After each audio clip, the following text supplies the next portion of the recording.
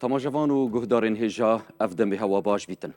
افجاره هاتی نف خزبتا و این برس بو پیشکش کرنا برنامه کی دیتران کو زنجیره کا دیتر برنامه به کردی دی بحث لانفال تاوانا سردم کن دی پروسه کا بیوینه دا کو هشت قناغا دریجه کشا دهان هزار مروف هاتن شهید کرن هزاران گند هاتن کاول کرن هزاران خانوبرن گند نشینان هاتن شوتاندنوش ناف برن رزو باغو مزارگه هاتن سوتنو شوتاندن جیدرین آویو یه وکو کانی و روبار هاتن جهر دار کرن. دیسان شیرازا جواکی خیزانی عشیرکی تیک چو او کسین پشتی کارسات انفالان مان زیندی دناوا کمالگهن زور ملیدا نیشتجیبون پرانیاوان روبروی روشکا درونیا گلکا قرص بون. لورا مجید ویا وکو برنامه بکردی دناوا بیرانینا قرانکرنا گلی کرد ملت کرد ناوا انفال دا مببازانی کو تیشکا خو پیخینه سر اوان مجارن گریدایی به وی کارساتا بسری ملت کرد هاتی. ناوی خوب ناوی و خیراتنا جناب ما مستعد کن زور بخیر ما مستعد جا. و مستعد برس دسپی که اگر ام بیرا خوب بینینه و انفال چه تشتگ بو؟ بله و ناوی خواه بخشنده میهربان زور گرنگا لبابتی انفال و کتاوانی کی سردم ام بابتا هرگیز لبیر نکره. بله. همو سالک ابی هر کس لاستی خواه و ام بابتا زندو را بگریتو یادی بکینو. باش به حالی خوما کو ارکی کی نجتماعی و نتوایی و آینی لچواردی 1995 و 31 ساله همو سالک دبی بس لأنفال بکەم لە گۆشەنیکایەکی جیاوازەوە چونکە لە ڕاستیدا ئەمەی بەسەر ئێمە هاتووە شتێکی کەم نییە شتێکی یەکجار زۆرە دەبێت نەوە لە دوایینەوە ئێمە بیجێڕین کەواتە لێرە خاڵێکی زۆر گرنگ ئەوەیە کە نەوەی ئەم سەردەمە بیزانێ ئەنفال چی بوو یەکسەر ئەنفال دەبینێ ناوی سوورەتێکە لە قورئان ئەمە لایەنە ساکارەکەیەتی بەڵام چێ لە پشتی ئەمەیە تاچێک یا دوو یاسێ نە دەوڵەتێک وەکو عێراق بە سیستەمێک بە بیر و هزرێکی فاشیزم وەکو حزبی بەعەس دەوڵەت هەوڵ دەدا بە نیەتی لە نێوبردننی ڕەگەزێکی دیاری کراو نەژادێکی دیاری کراو کە کووردە چونکە دەکرێت لەوانەیە یەکێک 1000 کەس بکوژێ نابێتە کۆمەڵکوژی چونکە بابەتەکە 1000 کەسی جیاوازە بەس وەختێ دەوڵەت بە هەموو تواناکانی خۆی ڕەگەز و نەژادێکی دیاریکراو بە ئامان جەگرێ پرۆسەکە ڕێکخراودا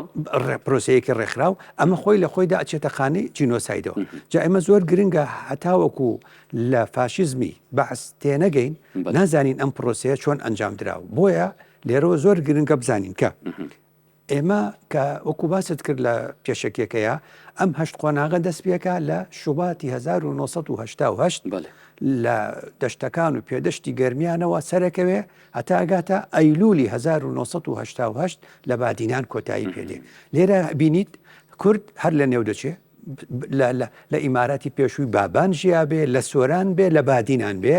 ڕژێم هیچ جیاوازیەک لە نێوانیانە ناکە کەواتەمە پێمان دەڵێ هەوڵەکان لە پێناوی سەڕینەوەی نەژادێکە چێ بەم کارە هەڵەسێ فکرێکی شۆڤێنی فاشیزمی بەعسی ئەم فکرە کە سەرەتاکەی ئەگەڕێتەوە بۆ میشەل عەفلەق و ئەگەڕێتەوە بۆ دامەزرێنەری حیزبی بەعەس کە لە حەوتی نیسانە هەموو ساڵێک خۆیان یادیانە کردەوە هەر ئەوەشە دەبینی ئێمە کە چواردەی چوار لە نێو ئەو بەروارانەدا دەکەین قۆناغی سێیەمی ئەنفال لەو ماوەیەدا ڕوویداوە لە حەوتی نیسانەوە ڕوویداوە هەتاوەکو 13 ڕۆژ تا ئەگاتە 20 نیسان ئەو جارێکی تر بڕوانە حزبی بەعەس لە ڕۆژی حەوتی نیسانە دامەزراوە ئەنفالیش بە هەموو پرۆسەکە لە شوباتەوە هەتاوەکو ئەیلولی 1970 سەختترینیان کە قۆناغی سێیە و زۆرترین خەڵک لە نێو دەچێ ئەو قۆناغی سەیە لەکەی دەستی پێکە لە حەوتی نیسان لە حەوتی نیسان دەست پێکە تاوەکو 20 نیسان لەو 13 ڕۆژەدا کەواتە ئێمە ئەمەیەکە میشەل عەفلەق کە دامەزرێنەری حزبی بەعسە نووسینەکانی خۆی لە کتێبی فی سەبیل البەعث في ذكر الرسول العربي ليادي بيغمبري عربده أمام بوچونەکانی ئەنوایە کە ئەم دینە دینی عەرەبە ئەم دینە بەکار دێنن بۆ باڵا دەستکردنی نەتەوەی عەرەب بەسەر باقی نەتەوەکانی تردا کەواتە لێرەوە ئاگدار بین ئەبێ زۆر ئەمە لەم بابەتەکە ئێمە لە کوردستاندا بە شێوەیەکی گشتی و باسی ئەنفال دەکەین لەم بەشەی کوردستاندا ئێمە بە ئامانج گیراوین وەکو نەژادێک و وەکو نەتەوەیەک بەبێ ئەوەی هیچ جیاوازیەک لە نێوانماندا هەبێ هەر ئەمەشە دەبێ وامان لێ بکە هەمومان جیاوازیەکان وەلا بنین بزانین ئێمە لە بەرچاوی دوژمن بە چۆن تەماشا دەکرین. گەڵێک باشە مامۆستا ڕەنگە vێگۆڤێ تشتێک نهێنی مابیتەوە ئەوژی ئەوە کو بوچی ئەف پرۆسە نافلێنا بئەنفال باشە مامەلەتی کورد نە موسڵمانە ئەوژی هەر موسڵمانن بوچی ژێر vê çetirê dê me kujin. ئەڵێ بۆ ئەوەی لە ئەنفال تێبگەین ئەبێ لە جێبەجێکارەکانی تێبگەین کە وەکو باسم کرد دەوڵەتە و عێراق و حزبی بەعسی سەدامیە لێرە ئەگە تەماشاکەی هەر شتێک جوان بوو بێ هەر پرۆژەیەک جوان بوو بێ حزبی بەعس وای لێناو بەو ناوانەی خۆیان بۆ ئەوان باشە هەر شتێک زەرەری ئێمەی تێدا بێ و زیانی ئێمەی تێدا بێ ناوێکی تری لێناوە بۆ ئەوەی ئەو ناوەش لەلای ئێمە خۆ ئەگەر ناوی ئەنفال نەبووە ناوی هەر شتێکی دیکەی لێبنایە هەر ئەو ناوە لەلای ئێمە دەبوو بە گرفتێکی دەرونی بەڕاستی بۆیە ئێستا با تەماشاکەیت تۆ شارێکت هەیە لە سەردەمی عەبدولکەریم قاسم دروست کراوە لە بەغدا پێڵێن مەدینەتە ثەورە چونکە هی 1950 وانە دێ دەستکاریەکێکە ئاڵێ مەدینەت سەدەم ئەمە چییە؟ ئەمە ئاوەدانکردنەوەیە شارێکە ئەوەی ناودنی لە سەردەمی مەسەلەن پاشایەتیەوە چەندین بەندا و نەخشەی بۆ چێشراوە هەبێ ناوی تری لێنراوە دێ ناوێنێ سەدام ئەبینی وەکو مست و وەکو شوێنەکانی تر خستەخانەیەک لە کەرکووک نەخۆشخانەیەک لە کەرکووک یەکێکی تر لە دوهۆک یەکێکی تر لە هەولێر هەرسێکی ناوەنێ مستەشفا سەدام بۆ چونکە شوێنی چاکردنەوەی خەڵکە ئەیکاتە بە ناوی خۆی ئەو هەردووچی هەرسێکی مانگۆڕی بەچی ئێمە ڕزگاری و ئازادی ڕووباری سێم هەیە لە بینی دژدە و فڕات بۆ پاکردنەوەی لە خوێواوەکانی لە سەردەمی پاشایەتیەوە هەبووە ناوی ئەنەهر ثالیث بووە یعنی ڕووباری سێم کە دروستی کرد و چاکی کرد خۆی ناوی نەهر القائد ئەو بە ناوی خۆی دەکە وەختێکە ساڕوخێک دەچێشێ بە شیعەی ئێرانە ناوێنێ حوسێن قۆ ساڕوخەکە سکۆدا بەڵام بۆ ئەوەی ئەوان حوسێنیان لە بەرچاوکەوێ ناوێنێ حوسێن مەوداکەی درێژەکاتەوە ناوێنێ عەباس هەڵەبجەمان لێ وێرانەکات و کیمیابارانمانەکە دێ لە تەنیشتیەوە لە نزیکیەوە شارێکی تر دروستەکە ناوێنێت سەدامیەت حەلەبچە سەدامیەت حەلەبچە ئەڵێەوە تاوە شارێکی ترە دوای ئێمە ئەومان گۆڕی بەچی گۆڕیمان بە شارە زور یعنی ئێستاکە بۆ شوێنە دەڵێ شارە زور یعنی ئەو تۆ دەڵێەوە ناوی ئەنفالە ئەو منەظەمە بەعسیانەی کە خەڵکە گرن و ئەچنە سەرماڵی خەڵکو بەنهێنی ڕاپۆرتت لەسەر ئەنووسن لە شارەکانی کوردستانە ناوی ئاینی لێنە لە منەظەمەت الفاروق لەو هەولێرە فاروق بە ناوی عومەری کوڕی خەتابە کاتێکە بینی وەزارەتی ئیسکان و تعمیری عێراق کە گوندەکان هەمووی ئەڕوخێ بۆ ئەوەی بیشارێتەوە بڵێ ئەمە چ کارێکە ئەکرێ بە پێی یاسای 1970 ساڵێک پێش ئەنفال وەزارەتی ئیسکان و تعمیری عێراق هەموو یەکە بە کۆمپانیای ئاشور شەریکەی ئاشور کۆمپانیای حەموڕابی لە هەولێرە فەرعی چی کردبووە من خۆم بە چاوی خۆم دیومە شەریکەت الأنفال للمقاولات وەختی تۆ دەڵێی گوند ڕووخاوە کۆمپانیای ئەنفالە هی مقاولات و بەڵێندەرایەتیە ئەو شێوازە دروستەکە شەڕ لەگەڵ اینجا ئەمەیە لێرە کەلتوری عەرەبی بەعسی بە تایبەت سەدامی وەختێ شەڕ لەگەڵ بەرامبەرەکانی دەکات لە عروبە و لە عەرەبایەتیدا خەمی خۆیان دەخۆن بەس لە دینداریە دژایەتیەکەن چۆن وەختی شەڕ لەگەڵ ئێرانەکە 8 ساڵە ناوێنێ قادسیە کەنەوە ئێمە سعدی کوڕی ئەبی وەقاسین تۆ فرسی مەجووسی وانە وەختی شەڕ لەگەڵ ئێمە دەکات ناوی دەنێ ئەنفال یعنی ئێمە مسلمانانی سەحابەین و ئێوەش بێ باوەڕەکانن ئەنفال چ قەرینێک هەیە مامۆستا و بۆ vê چەندێ بکاربینیتە ئەو کەسێک لەوانە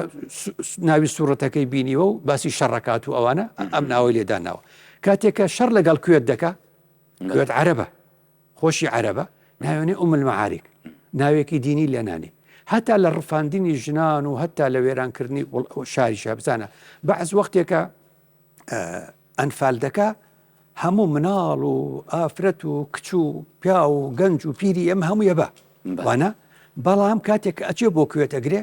لە کوێت هیچ کچێک و هیچ ئافرەتێک ناگرێ و بیهێنێتەوە وەختێ داعشش دێ بە هەمان بیر و بۆ چوونی تەسکی عەرەبایەتی داعش وەختێ داعش موسڵەگرێ هیچ ئافرەتی موسڵاوی نەڕفێنێ بەس کاتێککە پەلاماری شنگالەدا ئافرەت دەبە کەواتە لێرەوە ئێمە بێ لە هزر و مێنتاڵی و زهنیەتی دوژمنەکانمان تێبگەین کە ئەمانە لە پەنای ئایندا شەڕ لەگەڵ ئێمە دەکەن بەێ مامۆستا هەمان دەمدا گەلێک گرنگە کوان بزانین چاوە دەیکارین پرۆسە ئەنفالێ بکەینەت ناوە خانە جینوسایدێدا کە جینوساید ئێکلوان مژارە کە سەر تا سەری دنیای ئەگەر بێتە پەسەندکردن ڕەنگە بارودۆخ بێتە گۆڕین. خۆگر تەماشای جۆرەکانی جینۆسایدکەی هەموو لە ئێمە ڕوویداوە. یعنی وەکوخوا لە قورئانە فەرمی قوتیل أصحاب الأخدود النار ذات الوقود إذ هم عليها قعود وهم على ما يفعلون بالمؤمنين شهود. يعني ئەمە جۆرێکە لە جینۆسایدی جەستەیی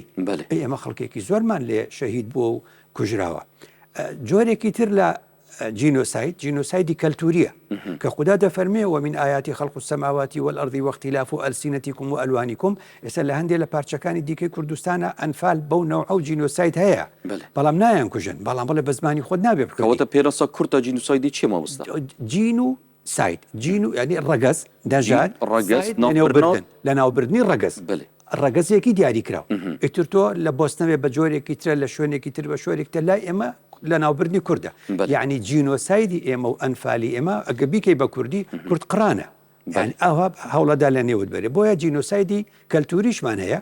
کە زمانی خۆتت نابێ هەبێ، ئاسەوارەکانت لە نێو دەبن، ناوت دەگۆڕن، نابێ ناوت ینی ئەو ناوانە بەکاربێنی کە ئەوان پێیان باش نییە. تەنانەت یاسا هەبووە لەو عێراقیە و تعلیماتە بووە تەغییری قەومیە،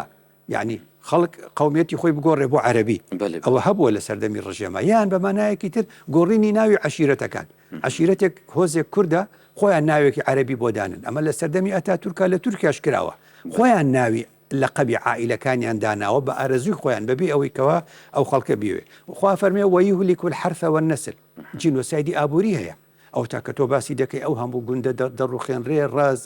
ئاوەکان کانیاوەکان، ئەمە فەقیرکردن و هەژارکردنی کووردە، ئەمە جینۆسایدە بە دیوە ئابوووریەکەی. کاتێک کە تۆ ئەبینی مەسەلەن دیموگرافی ئەو خەڵکە هەمووی ڕائگوازی بۆ ئۆرتۆگا زۆرە ملەکان لە شوێنی خۆی هەڵیان دەکەنی، هەنی کەواتە جینۆساید جۆرەکانی زۆرە، بەڵێ هەموو مانەکانی جینۆساید لە ئەنفالدا هەیە. بەێ زۆر باشە مامۆستا، دژمن و نەیارن ملەتی کورد چاوە لە پشپەردە ئاینیە کەرم تەماشا بکەین و جەنابەتە شەماژە پێدا کە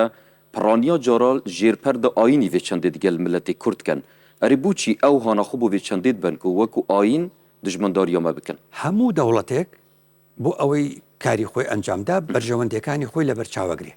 بۆ ئەوەی بەرژەوەندەکانی بێتە دی سیاسەتێکی دیاریکرا و جێبەجێ دەکا. دەڵێن بەرژەوەندی هەر دەوڵەتێک و سیاسەتی هەر دەوڵەتێک نایەتە دی ئەگەر لە ڕووی کەلتوری شتێک نەکە. ئەوش چییە؟ دوژمنێک بۆ خۆی دروستکە تاوەکو خەڵکەکەی خۆی کۆبکاتەوە دژبە و دوژمنە. ئەم دەوڵەتانی کوردستانی بەسەرادا بەشکراوە لە هەر شتێکا جیاواز بن لە خاڵێکایەکە گرنەوە کە کوردیان کردووە بەو دوژمنەی لە خەیاڵی خۆیان نەدایان ناوە دژ بە ئێمە خەڵکی خۆیان هان دەدەن و ئاراستە دەکەن. بۆیە ئێمە زۆر دەبێ هەوڵ دەین. من وەکو کارەکەی خۆشم وەکو مامۆستای کوردۆلۆجی خۆبەخشانە لە پەیمانگای وتاربێژان و پێشنێژانی ئەوقاف دەرسی کوردۆلۆجیم هەیە، ئەمانیان بۆ باز دەکەم بۆ ئەوانەی کە دەبنە وتاربێژ لە داهاتوودا کە ئمە نووسراوەکان و کتێبەکان دەبێ هەمووی پاکەینەوە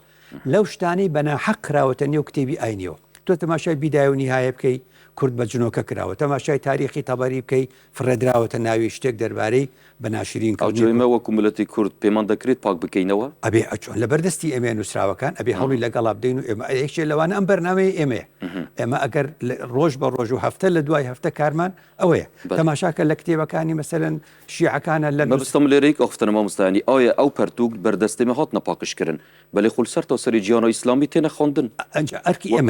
ئەرکی ئێمەیە کە بزانین لە چۆدا چاکە کرێ و لە چۆدا چاک ناکرێ و ڕەنگە بەرنامەی داهاتوومان ئەوە بێ. یعنی باسم زۆرە هێشتا کاتی نەهاتووە. یعنی ئەو نوزات المەجالیس تەماشا بکە بە جنۆکەکردنی ئێمەی تایە، مروج ذەهەبی مەسعودی تەماشا بکە باسی خراپی ئێمەی تایە، جەواهیری کەلەم تەماشا بکە باسی ئێمەی تایە، بیحار الئەنوار تەماشاکە باسی ئێمەی تایە. یانان ئەندە پیاوێک ئەندامی پەرلەمانە و لە کوتلەی شیعەکانە و لە بەغدا و لە 2013 بەرنامەم لەسەر کرد لە زاکرۆس ئەو کاتە 45 دقیقە قساکات و کورد بە جنۆکە حسابەکە. ئەمانە لاکو ئەندامی پەرلەمانی ئەو عێراقەیە. مەهدی سومەیدعی فتوا دەدا دژ بە ئێمە. تەنانەت زانکۆی ئەزهەریش کە ئێمە چەند لەگەڵی داباشین لە کاتی ڕیفراندۆمەکەیە دژی بە ئێمە وەستایەوە. بۆیە ئەو قاف و یەکێتی زانایانش بەیان نامەیان دژ بە بەیان نامەکەی ئەزەر دەرکردکەواتە زۆر گرنگە ئێمە ئەم خاڵە ئەرکی ئێمەمانانە. دەبێ ئێمە ئاین کە خۆی پاکە پاچیکەینەوە لە نێو سەرچاوەکانە لەو قسانە و لەو بوختانانەی کە بۆ کورد هەڵبەسترا. پێشی vê xaڵê mamosta cenabê ta maja dawî çendê ke پەڕووسا ئەنفاڵێ جینوساید بدەنە ناساندن بەێ تەمادەمدا شتێکی دیتر جیمایە کە بژنێ ئیکۆسایت ڕاست ئەرێ ئەم چاو بکارین ئەنفالێ پێخینەت خانە ئیکوسایدێشدا تەمادەمدا ئەوەی کە خوێنتەوە لە پێشکێکەیە بەێ مرۆڤەکانی کە دێنە شەهیدکردن ئەوە جینۆسایدە کوردن جینەکە و ڕەگەزەکە و نەژادەکە کووردە و سایدیش لە نێو بردنەکەی بەێ بەڵام لەگەڵیشیدا ناڵێ زیاتر لە 5,000 گوند بەێ ناڵی کانیاوەکان ناڵی ڕووبارەکان ناڵی ڕوبەری سەوزایی هەموو ئەمانەکەەوە تێمە هەموو ڕەگەزەکانی ژینگە کۆکەینەوە ئەو منچی لێ بەسەر هاتووە کانیاوەکانمان کۆنکری ڕێژ کراوە تەقاندویانەتەوە هەندێکی سەرچاوەکانیان چۆن دەڵێ داخستوتەوە جارێکی تر هەوای ئێمە کەکتۆکیمیاوی بەکاردێنی لە پرۆسی ئەنفالدا هەوای ئێمە پیس نابێ خەڵک چەند هەزاران کەس 5,000 کەس و تۆ باسی ئێستش ئاسەوارەکەی ماوە زیاتر لە 5,000 کەس کە شەهید دەبن بە گازی کیمیاوی ئەمە پیسکردنی ڕەگەزێکی گەورەی ژینگە نیە کە هەوایە خاکمان ئەو هەموو خاکە کاتێککە هەموو تەقەمەنیانی تێدەکرێت و دەبابە بەسەریدا دەڕوات و ڕیشاڵی یا سەرتێژی ئەم خاکە هەمووی تێکەدات و ئەم خاکە چۆندە لە ژەهراوی دەکرێت و جارێکی تر بە کەڵکی کشت و کاڵ نەیە ئەمە خاڵێکی ترە ئەو هەموو چۆندەڵێ چێ لە بەرچاوێتی چەندەها جانەوەر و زیندەوەر لە پرۆسی ئەنفالدا لە نێوچوونە ئەبێتە مایە تێکدانی ئەوەی پێدەوترێ بایۆدایڤرسیتی ئەوی پێدەوترێ فرەتچەشنی زیندەوەران لە هەمان کادا ئێمە ڕوبەری سەوزاییمان چەند لە نێوچووە باشە ئەم هەموو دیمەنا چۆن ئەوەی کە پێدەوترێ پیسبوونی هەستی بینین ئەمە چۆن کاریگەری هەبوو ئەم هەموو دیمەنانە ئەم هەموو کەلاو و ئەم هەموو ڕوخانە کەواتە ئەرکمانە لە ڕووی ڕاگەیاندن باس لە جینۆسایت بکەین وەکو ئەنفال جینۆساید و ئیکۆسایدە یانێکە تاوانێکە بێت لەو تاوانن بۆ ئێمە زۆر گرنگە لە ساڵی 2011 ئەوانە خانمێکی مافناسی بەریتانی بە ناوی پۆلی هێگنز کاری هەبوو لەسەر ئەوەی کە ئەو چوار تاوانەی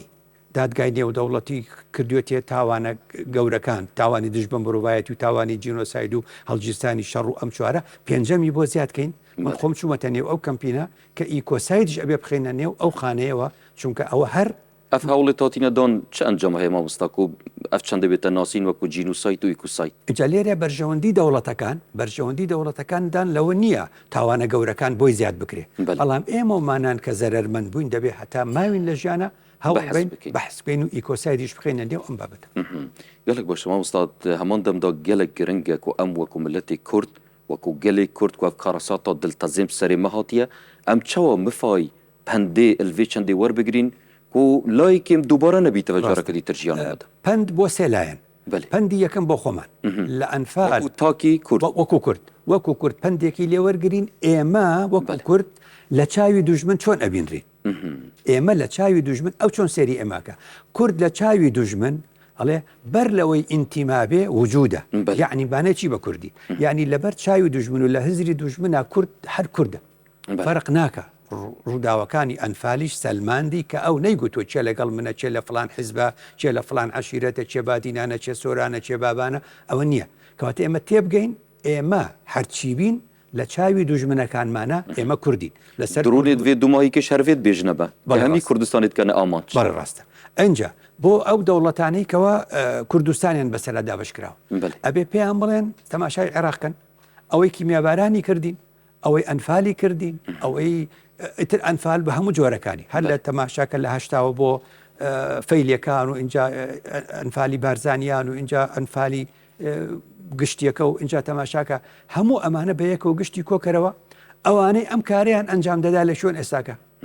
هەموو ئەوانە بە سزای خۆیان گەشتون و لەژێر خاکدان بەڵام کوردیش هەرماوە کەواتە گشت دەسەڵاتەکانی چوار پارچەی کوردستان ئەبێ بزانن کورد لە نێو ناچێ کورد بوونێک و جعلێکی خوداییە خاڵێکی تریش گرنگە بۆ زلهێزەکە ئەرێ ئێمە بۆ ئەنفالمان بەسەر هات بە ڕێزان ئێوە ئێمەتان دابش کرد بەسەر چوار دەوڵەتەوە ئێمەتان کرد بە کەمینەی چوار دەوڵەت هەرچیمان لێ بەسەر دێ هەموو ئەمانە بەریتانیا و فەڕەنسا و ئەمریکا و رووسیا و چین و هەموو ئەمانەیە کە تا ئێستا هەتا ئێمە ئەگەر خۆمان دەوڵەتی خۆمانمان هەبووە بۆمان بەسەرهات ئەوە سێپەندی زۆر گرنگ دەستێتت خۆشمامۆستا بەڕێز ڕەنگە پرسیارەکە دیترجی خۆ فەرز بکەتن دوێ چەندێدا ئایا ئەنفال حتا ڤێگافکێژی شێوازێکی شێوازە بەردەوامە یانژی کوتای پێاتیە ئەبێ بڵێن بەردەوامە بۆچی دەبێ بڵێن بەردەوامە تەماشاکەین ئێستاش نایارانی کورد عێراق وەکو گوتمان لەژێر پەردە و لەژێر ناوی ئەنفالە ئێمە لە نێو دەبە کەواتە ئاینی بەکارهێنا ئاینی بەکارهێنا بۆ ئەو حاڵەتە. تورکیا کە شەڕ دەکا لەگەڵ ئێمە ئەڵێ لە مزگەوتەکان وڵە سوورەتی فەتح بخوێنن ئەوە جارێکی تر ئەوش ناوی سوورەتێکە لە قورئان. سووریا کە پەلاماری دێرەزور و حەسەکەدا وەزارەتی ئەوقافی سووریای ئێستا وتی سوورەتی فەتح بخوێنن کەواتە ئەوی جارێکی تر باماشوێت. ئێمە لە عێراقەوە ئەوەی کە سەرسەختە و دوژمنمانە و درۆنمان بۆ ئەنێرە سەرەکیەکەی ناوی حزب اللهە باشە ئەوی تریش کە بۆمان دەنێرە ناوی مقاومەی ئیسلامیە. ئەلێرەوە ئێستا ئەوانەی کەەوە کە سوکاریان لە ئەنفال لە نێوچووە وشەی ئەنفالیان لا پێزراوە هەموو جا دەڵێن ڕێزمان هەیە بۆ قورئان بەڵام چی بکەین وشەکە ئەو هەموو کارەساتەمان بیرەخاتەوە کەواتە ئەوانەی ئیسلام ناشرینەکان لە بەرچاوی خەڵک ئێمە نین. ئەوە عێراقە، ئەوە سووریایە، ئەوە تورکایە، ئەوە ئێرانە وەختێکە دەمان کوژن بە ناوی ئەنفال پەلامارمان دەدەن بە ناوی فەتح دەمان کوژن بە ناوی حزب الله دەمان کوژن بە ناوی مقاومەی ئیسلامی. ئیتر کاتێک کە ئەم گەلەی ئێمە ڕقی لە وشەی ئیسلامی و ڕقی لە حزب الله و ڕقی لە ئەنفال و ڕقی لە فەتح دەبێ گوناهی گەورەی دەکەوێتە ئەستۆی ئەم دەوڵەتانەی کە ئەم کارە ئەنجام بدەن. کەواتە مامۆستا ئەڤە ئەرک و بەرپرسیارەتیە دەرڤەی مەک و ئەو حەزبی چەندێ بکەن وان کووردا بەشکردنەوە پێتەویە vê مەسئولیەتێ پەل بگرن و چارەسەرژی بکەن. بەڵێ مامۆستا ئەم وەکو تاکی کورد وەکو ملەتی کورد چ بکەین کو جارێکا دیتر ڕوبەڕووی وان ئەنفاڵانە بین وەک پراکتیک و وەک واقع چیتر وەک ئێمەی لێ بەسەرهات بۆسنە بۆسنە عەلی عیزەت بیگۆڤیچ بە ڕەحمەت بێ سەرۆکی بۆسنە و هەرسک قسەیەکی جوانی هەیە دەڵێ بۆ ئەوەی بە پلەی یەکەم ڕێگری بکەین لە دووبارەبوونەوەی ئەوەی بەسەرمان هات لەبیر نەکردن هەر کارە ساتێک هەر تاوانێک کە لەبیرت کرد دێتەوە جامە زۆر گرنگە خاڵی یەکەم ئەمە بێ کە ئێمە ئەبێ ئەمە لە یاد نەکەین یادکردنەوەکانیشمان بۆی یادکردنەوەیەکی زۆر تۆکمەتر و چاکتر بێ چاو لە بۆستنە بکەین چاو لە جووەکان بکەین کە چۆن یادی هۆلۆکۆستی خوێنەبێتە گەلەی سەروێ چەندێ هەیە کەم توی ئاستیدانی نەوانکومە بیرکردشتە هێشتا بڵێ چونکە یادەوەری گشتی زۆر گرنگە یادەوەری گشتی زۆر گرنگە و بێبێ بایەختانەکانمان ئێمە بەڕاستی لە 95 لە 96 ئەو 2 ساڵە لە بیرما فستیڤاڵی یەکەمی ئەنفال فستیڤاڵی دووەمی ئەنفال یەک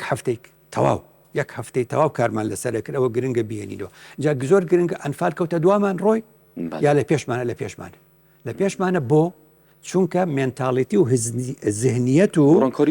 بۆ چوونی بەرامبەر کۆن ئەمە زۆر گرنگە ئەوان نەگۆڕاون کە ئەوان نەگۆڕاون ئێمە ناتوانین دان بۆیە ئەم بیرکردنەوە بۆ بیرهێنانەوەی بۆ ئێمە زۆر گرنگە کە ئێمە بە بەردەوامی لە ڕاگەیاندنەکانمان لە کۆمەڵگەی مەدەنی لە سیاسەتمان ئیدی دەڵێ لە چۆن دەڵێ لە قوتابخانەکانمان ینی ئەمانە هەمووی زۆر گرنگە لە شێعر لە ئەدەب ینی هەموو ئەمانە بەڕاستی گرنگە ئەنفال بیسەلمێنین کە تاوانی سەردە مامۆستای بەڕێز دخولەک مەماینە مدوێتن بقۆزمەوە بوو یەک پرسیار ئەوژی ئەوە کە گەلک جار تێتەگوتن کە 182,000 کورد هاتین ئەنفالکردن ئەرێ ئەف ڕێژە یا وردە و دەقیقە یانجی تنێ خەمڵاندنێک زۆر گرنگە من پێم وایە زیاتریش بێ من پێم وایە زیاتریش بێت چونکە بۆ ئێمە گرنگە لەسەر ئەوش خاڵێکە جا لێرە دەڵێن جووەکان کە باسی هۆلۆکۆستی خۆیان دەکەن بە کەسوکاری قوربانیەکان دەڵێن ناوەکانمان گشتی بۆ بنووسن کە یادی ئەمە دەکەینەوە دوژمن هەموو جار پێی خۆشە باسی ژمارە بکەیت کە باسی ژمارەکە یاڵە دێوەرە بزانام چۆنت ژماردووە بەس ئێمە ناومان گوت ناو ئەبێتە شتێکی زیندوو ناو ژمارە شتێکی وشکە وەختێکەڵی 5,000 گوند وشەیەکە ژمارە وەختێک ناوی گوندەکان بە هەمووی بنووسینەوە هەر کەسێک باسی گوندەکەی خۆی بکە هەر کۆمەڵێک ئێستانەوەی ئێستا باسی گوندەکەی خۆی بکە زیندوو ئەبێتەوە لەبەرەوە ئێمە زۆر گرنگە بایەق باو بدەین ئێستا کوێتەکان 600 کەسیان 600,000 نا 600 کەسیان لە نێوچوو کە عێراقیەکان کوشتیان ئەوان ئەمە بە کۆمەڵکوژیدا ئەنێن خۆ ژمارەکە کەمە بەڵام لە مەسئلەی جینۆسایدا ژمارە زۆر گرنگ نییە بەقەدەر ئەوە یەکەم